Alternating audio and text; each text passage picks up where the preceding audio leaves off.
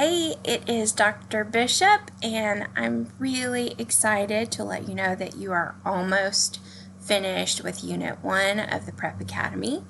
You have this module, which is called Writing Effectively, which will prepare you to write your final essay for this unit. And I'm really proud of you for getting to this point, and I want you to just stick with me a little bit longer. This unit is going to remind you and refresh your writing skills. It's going to remind you of topic sentences and thesis statements and essay organization.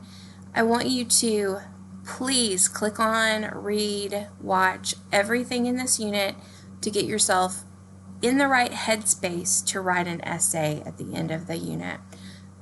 You can do this, absolutely. The essay itself is only a couple of pages. What we're focusing on is organization and an understanding of how to approach a writing assignment. So that's what this module is about. It's about writing effectively, and I'm excited that you're here.